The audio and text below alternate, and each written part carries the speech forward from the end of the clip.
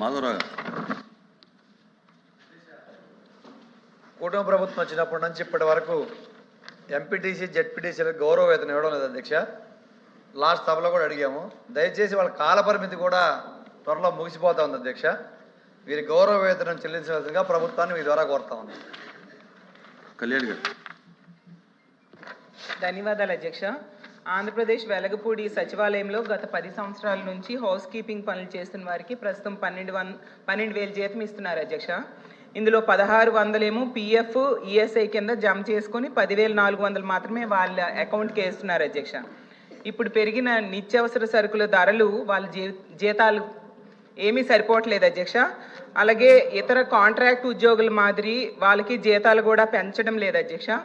ఇప్పుడున్న contractor PF ఈఎస్ఐలు కూడా సరిగ్గా జమ చేయడం లేదు అధ్యక్ష. అలాగే జీతం కూడా లేటుగా వేస్తున్నారు అధ్యక్ష. అంటే 2 నెలలు ఇవ్వాల్సి ఉంటే 1 నెలది ఇచ్చి 1 నెల పెండింగ్ ఉంచుతున్నారంట అధ్యక్ష.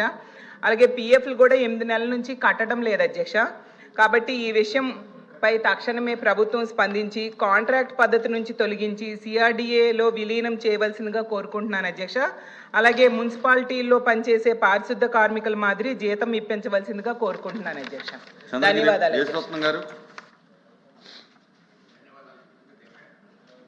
అధ్యక్ష. ఆంధ్ర రాష్ట్రంలో ఆనాటి ముఖ్యమంత్రి రాజశేఖర రెడ్డి గారు ఏదైతే గిరిజనులు కొండపూడి భూములు చేసుకుంటున్నారో వాళ్ళందరికీ కూడా పట్టాలు ఇచ్చే దిశగా ఆనాడు అడుగులేసిన సందర్భం మీ అందరికీ గుర్తు చేస్తా ఉన్నా. తదనంతరం చాలా ముఖ్యమంత్రులు మారారు అధ్యక్ష. కానీ ఏ ముఖ్యమంత్రి కూడా ఈ గిరిజనులకు పోడు భూములు చేసుకునే గిరిజనులకు పట్టాలు ఇచ్చే దిశగా అడుగులు వేయలేదు. జగన్మోహన్ రెడ్డి గారు తదనంతరం జగన్మోహన్ రెడ్డి గారు ముఖ్యమంత్రి అయిన తర్వాత ఎవరైతే కొండపోడు భూములు చేసుకుంటా ఉన్నారో ఆ గిరిజనులందరికీ పట్టాలు ఇచ్చే దిశగా అడుగులు వేశారు. ఈ ఆంధ్ర రాష్ట్రంలో సుమారుగా 1,50,000 కుటుంబాలకి గాను సుమారుగా 3,70,000 ఎకరాలు గిరిజనులు చేసుకునే కొండపోడు భూములకి పట్టాలు ఇచ్చిన సందర్భం మీకు గుర్తు చేస్తాను అధ్యక్ష. ఈవేళ ఆ భూములకి వాళ్ళు దాంట్లో మొద్దు మోడు రాయారప్ప ఇవన్నీ తీసుకోవాలి. కానీ ఆ గిరిజనుల దగ్గర ఆర్థికంగా వెనుకబడడం వల్ల ఆ భూమిని పూర్తిగా సాగు చేసుకోలేని పరిస్థితులు ఉన్నాయి అధ్యక్ష. ఏదైతే ఈ భూమిని ఎన్ఆర్జీఎస్కి అనుసంధానం చేసి ఆ ద్వారా ఆ భూమిని ఉన్న రాయారప్ప మొద్దు మోడు చేసి ఆ ల్యాండ్లో ఆ భూమిని సదును చేసుకునే దిశగా ప్రభుత్వం దృష్టి పెట్టి ఆ దిశకు అడుగులు వేస్తే ఆ భూమి అంతా కూడా ఏదైతే కొండపూడి భూములు పట్టాలిచ్చిన భూమి అంతా కూడా గిరిజనులందరూ కూడా సాగు చేసుకునే అవకాశం ఉంటుందని కనుక ప్రభుత్వము ఆ దిశకు అడుగులు వేసి ఈ భూములన్నింటినీ కూడా ఉపాధి హామీకి అనుసంధానం చేయాలని మీ ద్వారా ప్రభుత్వం కోరుతున్నాను అధ్యక్ష. తోట తిరుమూర్తులు గారు. అధ్యక్ష, సమగ్ర శిక్షణ ప్రత్యేక ఉపాధ్యాయులు పే స్కేల్ ఏ డిపార్ట్మెంట్ చైర్మన్ గారు ఒక్క నిమిషం సార్. నేను అన్నది మరి కామన్ అట్లా చెప్పేసుకుంటూ పోతే బడ్జెట్ ఇన్ బ్రీఫ్ మీకు సప్లై చేశాము, దానికి ఎక్స్ప్లెనేషన్ ఇచ్చాము, ఇంకా సింప్లిఫైడ్ గా ఎట్లా భాషను అర్థం చేసుకోవాలో వెనక ఒక లెజెండరీ ఇచ్చాము, బడ్జెట్ భాషని సరళీకృతం చేస్తున్నామని చెప్పాము. మీరు అసలు బడ్జెట్ బ్రీఫ్ లేదు ఎట్లా మిత్రమా? అది కాదు, మీరు వాకౌట్ చేయకుండా కొంచెము కూర్చుంటే కనపడుతుంది. చాలా డీటెయిల్డ్గా చాలా సింప్లిఫై చేసే ప్రయత్నం చేస్తున్నాము. ఇట్లా ఊరికే ముగించండి అధ్యక్ష. ముగించండి అధ్యక్ష. మరి ఇప్పుడు చెప్తున్నారు అధ్యక్ష, రెవెన్యూ మినిస్టర్ ఫైనాన్స్ మినిస్టర్ గారు బడ్జెట్ బ్రీఫ్ ఇచ్చాము, లేకపోతే నేను అడుగుతున్నాను అధ్యక్ష ఈ సభ ద్వారా, ఇప్పటికన్నా సరే మీరు ఎక్కడెక్కడి నుంచి అప్పులు తీసుకొచ్చారో ఈ బడ్జెట్లో చూపించారు అధ్యక్ష. ఆఫ్ బోరింగ్ కార్పొరేషన్ చూపించారు అధ్యక్ష. చూపిస్తే ఒకసారి నాకు చూపించమన్నాను అధ్యక్ష. ఈ బడ్జెట్ దాంట్లో ఈ బడ్జెట్ డాక్యుమెంట్లో చైర్మన్ సార్, గౌరవ సభ్యుడు అట్లీస్ట్ చివరి రోజైనా జ్ఞానోదయం వచ్చి కొంచెం అంకెల మీద సంఖ్యల మీద ప్రజల మీద దృష్టి పెట్టినందుకు సంతోషం అధ్యక్ష. ఐ విల్ అప్రాపరేట్ టైంలో రిప్లై ఆన్సర్ చెప్తాను అధ్యక్ష. ప్లీజ్ అల్వాపి గారు. అధ్యక్ష, సభ్యుడు అడుగుతుంది స్ట్రైట్గా ఫైనాన్స్ మినిస్టర్ గారిని ఒక క్వశ్చన్ అడిగారు. వారు వచ్చి అయితే బుక్లో ఉంది లేకపోతే లేదు ఆయన రిప్లైలో చెప్తారట. అంటే ఆయన మనసులో ఉన్నది వచ్చి సభ్యుడికి వెళ్తే ఇస్తుంది అధ్యక్ష, హౌస్కి వెళ్తే ఇస్తుంది అధ్యక్ష. మీరు చెప్పింది దయచేసి వినండి, దయచేసి వినండి, నేను వినండి.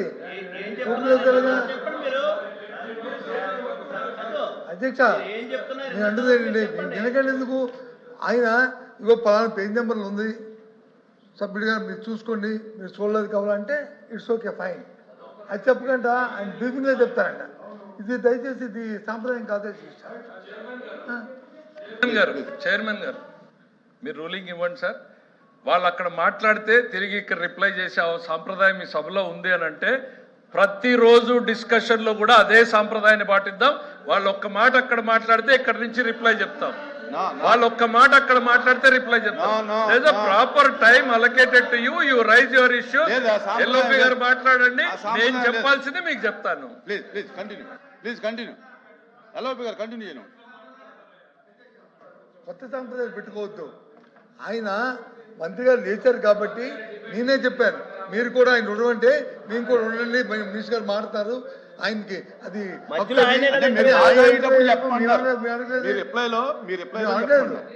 ఓకే ప్లీజ్ ప్లీజ్ మాకు అవసరం లేదు. Chairman sir, chairman sir, budget in brief పుస్తకం సార్, పుస్తకమే లేని వాళ్ళు ఆ పుస్తకంలో ఉన్న సంఖ్యల గురించి ఎట్లా మాట్లాడతారు సార్? వాళ్ళు చదువుకోకుండా వచ్చి నన్ను ఈ నిమిషంలో రిప్లై చేయమని చెప్తే అసలు ఇంత పెద్ద పుస్తకాన్ని సప్లై చేస్తే ఇది కనిపించదు వాళ్ళకి. దాంట్లో ఏదో లేవు అనేటువంటిది మాట్లాడేటువంటి ప్రయత్నం చేసేటువంటిది కదా సార్. ఈసారి చాలా సింప్లిఫై చేసి బడ్జెట్ అట్ ఎ గ్లాన్స్ ఇప్పుడు చదువుకున్నారు. థ్యాంక్స్, అట్లీస్ట్ ఇప్పటికన్నా మేల్కున్నారు. ఇంకా ఈసారి అడిషనల్ గా ఓవర్ వ్యూ ఆఫ్ బడ్జెట్ కూడా ఇచ్చాం. కూర్చోండి సార్. అరుణ్ కుమార్ గారు మిస్లీడ్ చేయడం కాదా సార్? సభని లేదని ఎట్లా చెప్తారు? మిస్లీడ్ చేసావు కదా హౌస్ ని. Why are you misleading? ప్రజలకు తప్పుడు సంకేతాలు పంపిస్తారా? ప్లీజ్ ప్లీజ్ అరుణ్ కుమార్ గారు మీరు కంక్లూడ్ చేయండి.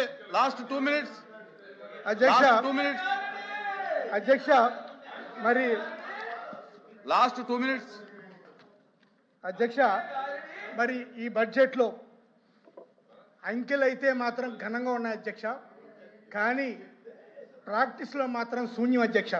అధ్యక్ష వీళ్ళు ఏం చెప్పారు అధ్యక్ష? మేనిఫెస్టోలో కానీ ఎక్కడ పడితే అక్కడ ఏం చెప్పారు అధ్యక్ష? ఎన్నో హామీలు ఇచ్చారు అధ్యక్ష. 1 కాదు 2 కాదు అధ్యక్ష. సూపర్ 6 అన్నారు అధ్యక్ష. సూపర్ 6 లో 3 ఎగిరిపోయినాయి అధ్యక్ష. 3 ఎగిరిపోయినాయి అధ్యక్ష. ఇంకా 3లో సగం ఉన్నాయి అధ్యక్ష. ఇక వీళ్ళు చెప్పే అధ్యక్ష చెప్పారు అధ్యక్ష. నిరుద్యోగ భృతి ప్రస్తావన లేదు అధ్యక్ష. పైసా కేటాయింపు లేదు అధ్యక్ష. ఈ బడ్జెట్లో ఆడబిడ్డ నిధి దీనికి అసలు ప్రస్తావన లేదు అధ్యక్ష. ఎస్సీ ఎస్టీ మైనార్టీకి 50,000 లోపు నిండిన వాళ్ళందరికీ కూడా పెన్షన్ అన్నారు అధ్యక్ష. అది కూడా అసలు దీనిలో లేదు అధ్యక్ష. ఇంకా అన్నదాత సుఖీబాబా చెప్తారు అధ్యక్ష. అన్నదాత సుఖీబాబా ఏ విధంగా చేశామన్నది పొద్దునే చెప్పారు అధ్యక్ష, ఎంత ఘోరంగా చేశారో. ఇంకా అదేవిధంగా దీపం పథకం అధ్యక్ష 3 సిలిండర్లు అంటారు అధ్యక్ష. 1-2 వరకు ఎంత బడ్జెట్ కేటాయించారో ఈ బడ్జెట్ వివరంగా చెప్తుంది అధ్యక్ష. ఇది చెప్తున్నా అధ్యక్ష. ఇక తల్లికి వందనం అధ్యక్ష. అదే sir chairman sir, sweeping remarks చేయొద్దండి. స్పెసిఫిక్ గా ఇదిగో రాష్ట్రంలో పలానా 10 మందికో 20 మందికో 3 సిలిండర్లు రాలేదు అనేటువంటిది మీరు చూపించగలరా? మీరు చూపించగలరా? అది చూపించకుండా ఎంత కేటాయించారు, ఏ ఒక్కరికైనా కూడా పేమెంట్ జరగలేదని కానీ సిలిండర్ ఇవ్వలేదని కానీ వాళ్ళకి ఏమైనా కంప్లైంట్ ఉంటే చెప్పమనండి sir. We will answer from this house. Please please ముగించండి, అయిపోయింది. ఇక్కడ కంక్లూడ్ చేసేయండి. అధ్యక్ష ఇక్కడ సమస్య ఈ బడ్జెట్ లో మీరు చెప్పినట్టు బడ్జెట్ ఎలకేషన్ ఉందా లేదా అది మేము అడుగుతుంది. బడ్జెట్ ఎలకేషన్ ఉందా లేదా? మీ టైం అయిపోయింది. ఒకే ఒక్క నిమిషం చెప్తాను సార్. దయచేసి వచ్చే ముందు మిత్రులు కొంచెం హోంవర్క్ చేసుకుని అసలు బడ్జెటింగ్ ప్రాసెస్ లో ఎట్లా నడుస్తూ వచ్చింది, గత 5 సంవత్సరాలలో ఏ రకమైనటువంటి మార్పుల్ని బడ్జెట్ లో తీసుకొచ్చారు అనేటువంటిది కూడా స్టడీ చేసుకుని వస్తే ఈ పార్టీకి వాళ్ళకి అర్థమయ్యిండేది సార్, ఏ అలొకేషన్స్ ఎక్కడ కనిపిస్తాయి అనేటువంటిది. దయచేసి హోంవర్క్ చేసుకునండి. ప్లీజ్ ప్లీజ్ ప్లీజ్ అయిపోయింది, మీ టైం అయింది. కూర్చోండి. చిరంజీవి గారు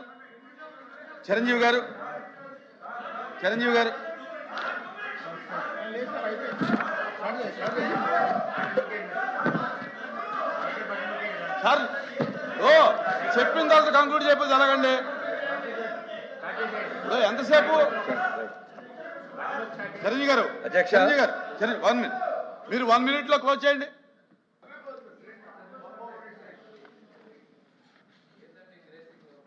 అధ్యక్ష, మంత్రి గారికి నిజాలు చెప్తుంటే కోపాలు వస్తున్నాయి అధ్యక్ష. నిజంగా కూడా అధ్యక్ష, ఈ మేనిఫెస్టోలో ఇచ్చిన వాళ్ళ మేనిఫెస్టోకి ఈ బడ్జెట్లో ఎలక్షన్స్కి ఎక్కడా కూడా సంబంధం లేదు అధ్యక్ష. ఎన్నో హామీలు ఈ రాష్ట్ర ప్రభుత్వం ప్రజల్ని మోసగించింది అధ్యక్ష. అధ్యక్ష, మోసాన్ని మాత్రం షూరిటీగా చేశారు అధ్యక్ష. అనేక హామీలు ఇచ్చారు అధ్యక్ష. ఎంప్లాయీస్ విషయంలో, ఫీజు రియంబర్స్మెంట్ విషయంలో, నాడు నేడు విషయంలో, ఆరోగ్యశ్రీ బకాయిల విషయంలో, ప్లీజ్ ఆఖరికి పోలవరం విషయంలో, R&R ప్యాకేజ్ విషయంలో, ఆఖరికి అధ్యక్ష ఈ బడ్జెట్లో అధ్యక్ష వ్యవసాయానికి కుదించారు అధ్యక్ష, రూరల్ డెవలప్మెంట్కి కుదించారు అధ్యక్ష, విద్యారంగానికి అరుణ్ కుమార్ గారు ముగించాలి మీరు. కుదించారు అధ్యక్ష, వెల్ఫేర్ కి కుదించారు అధ్యక్ష. ఈ బడ్జెట్ ఏ రంగాన్ని కూడా సంతృప్తిపరచలేదని చెప్పి నేను తెలియజేస్తాను అధ్యక్ష. చిరంజీవి గారు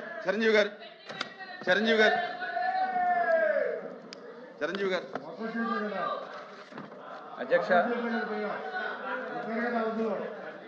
2020-26-27 ఆర్థిక సంవత్సరానికి సంబంధించి అప్రోప్రియేషన్ బిల్లుపై మాట్లాడే అవకాశం ఇచ్చినందుకు ముందుగా మీకు ధన్యవాదాలు అధ్యక్ష.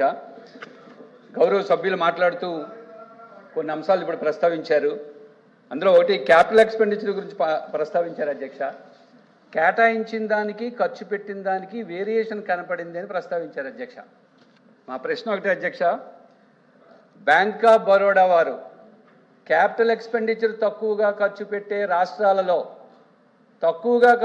రాష్ట్రాలలో ఫస్ట్ ప్లేస్లో ఉన్న రాష్ట్రం ఏది? వైసీపీ కాలంలో గత 5 సంవత్సరాలలో తక్కువగా ఉన్న రాష్ట్రం ఏది అంటే ఆంధ్రప్రదేశ్ ఫస్ట్ ప్లేస్కి వెళ్ళింది అధ్యక్ష. ఎంత దారుణం అధ్యక్ష. ఈ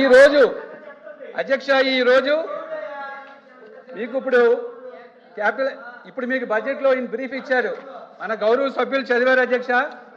2024కి అంటే last year of the YCP ప్రభుత్వం, ఆ సంవత్సరంలో క్యాపిటల్ ఎక్స్పెండిచర్ మొత్తం ఏమిలో ఎంత శాతం ఉందంటే 9% అధ్యక్ష. బట్ ఈ బడ్జెట్లో క్యాపిటల్ ఎక్స్పెండిచర్ ఎంత శాతం అంటే 16% అధ్యక్ష. 16%.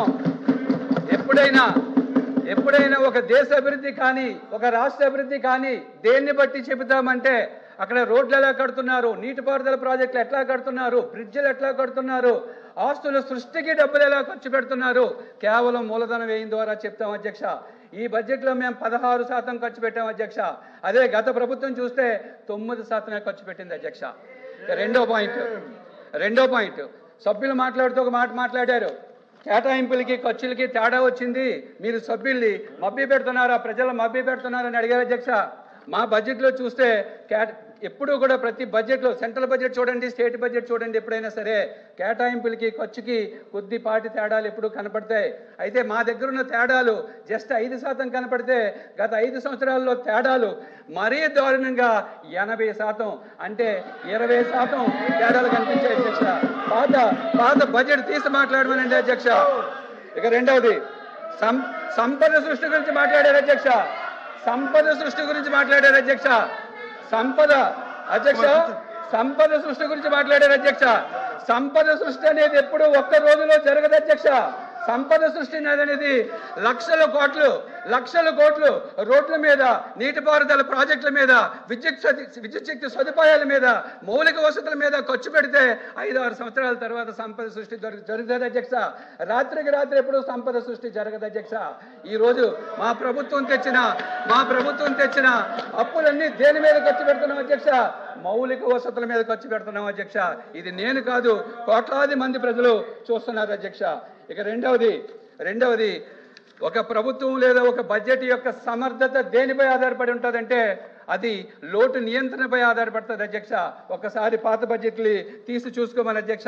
వాళ్ళ కాలంలో బడ్జెట్లో రెవెన్యూ లోటు ఎంత ఉందంటే 2% పైగా రెవెన్యూ లోటు, 2.72% రెవెన్యూ లోటు ఉంది అధ్యక్ష. మా 2026-27 బడ్జెట్లో రెవెన్యూ లోటు కేవలం 1.1% మాత్రమే ఉంది అధ్యక్ష. సో అది ఒక సమర్థవంతమైన బడ్జెట్ని తెలియజేసే అంశం అధ్యక్ష. కావాలంటే ఒకసారి బడ్జెట్ పత్రాలు మీరు చూసుకోండి అధ్యక్ష. ఇక మూడో విషయానికి వచ్చేసరికి ఒక దేశం యొక్క అభివృద్ధి అక్కడ మానవ వనరుల అభివృద్ధిపై ఎట్లా ఖర్చు పెడుతున్నారు అనే దానిపై ఆధారపడుతుంది అధ్యక్ష. 2026-27 బడ్జెట్లో మా అత్యధిక కేటాయింపులు దేనిపై ఖర్చు పెట్టబడ్డాయి అంటే మానవ వనరులపై ఖర్చు పెట్టబోయే అధ్యక్ష. అందులో విద్యపై 34,875 కోట్ల రూపాయలు మేము విద్యపై ఖర్చు పెడుతున్నాం అధ్యక్ష. విద్యపై ఖర్చు పెట్టేటప్పుడు అత్యధిక కేటాయింపులు మేము ప్రాథమిక విద్యపై ఖర్చు పెడుతున్నాం అధ్యక్ష.